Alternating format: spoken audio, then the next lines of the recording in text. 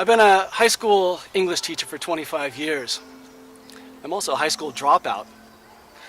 I find I'm in good company. Some of the most innovative, creative people that I know about or have met were also dropouts. Steve Jobs, Albert Einstein, Jack Kerouac, Walt Disney. The point about dropping out is following your own path.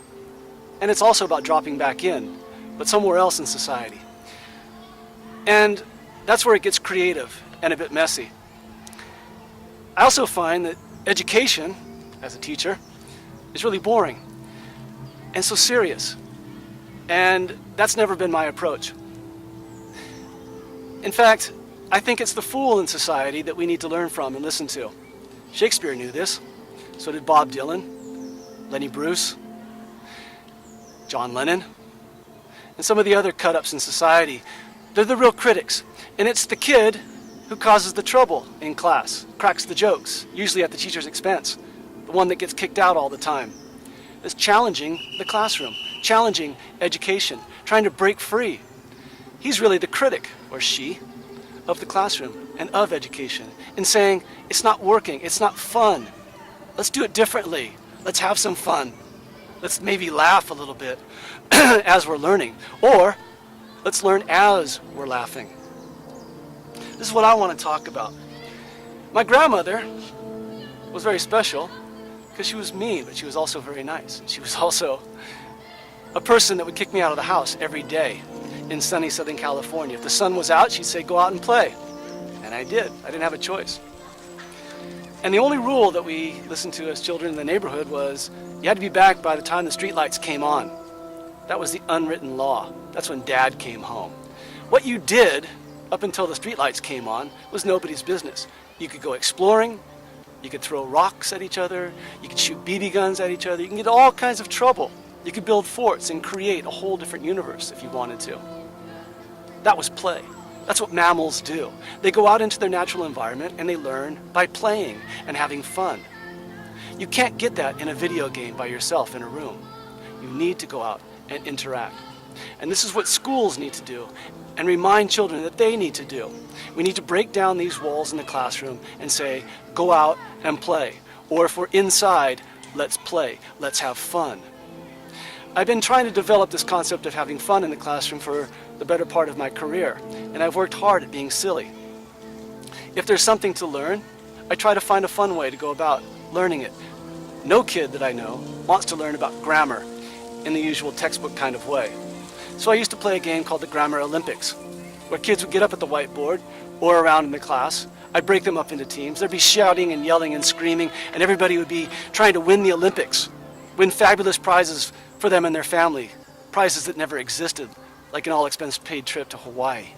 But it didn't matter. They were having fun. They would shout, it's a predicate, it's a verb, at each other.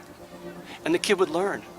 And there would be a winner and loser, but nobody would win and lose. They would just be playing the game. And then that developed into larger projects. Not just silly games, but greater projects of learning. High school students, for example, wanted to learn why there was a slaughter of 23,000 dolphins in Japan every year. So I said, well, let's commemorate that somehow. Let's make something from that. Let's develop a project. We collected 23,000 bottles.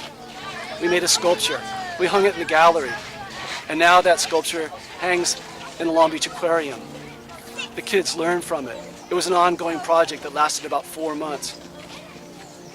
There's other projects like that I've done, other projects that other schools have done. The concept of a classroom without walls, of incorporating technologies and styles of learning, but basically predicated on the fact that you learn better when you're having fun, when you're doing something that you love to do, that you could do all day long. I would have kids that even after my classroom or my class ended would come back, and they'd come back after school. They'd come back and they'd want to learn on weekends. I ran marathons with the kids every year, the Los Angeles Marathon, including my own 2 daughters. We would wake up at 5 o'clock in the morning and run, and it was fun, and it was challenging, and it was something that, as we kept doing it, we could develop endurance and go farther with it and achieve amazing things. And when kids achieve amazing things, they have that for the rest of their lives. You can't take it away from them. And what I find too much, and not only in education, but in the world around us, is that too many people have given up on kids too early. Parents give up on them. Teachers give up on them. They give up on themselves. When you inspire kids and have them learn and accomplish great things that require creativity and endurance and challenging aspects, and they do it, then they reignite something within themselves that says that they've done it, that they can do it again, that they can achieve amazing things. And this is the point of having a classroom without walls. This is the point of inspiring children. This is the point of having a creative atmosphere where anything is possible. Because when anything is possible, the impossible seems to happen. This is what I want to bring to TED Talks. This is what I want to talk about to a greater audience, a larger forum. These are the things that are exciting, not just in the classroom, but in the world and in our future.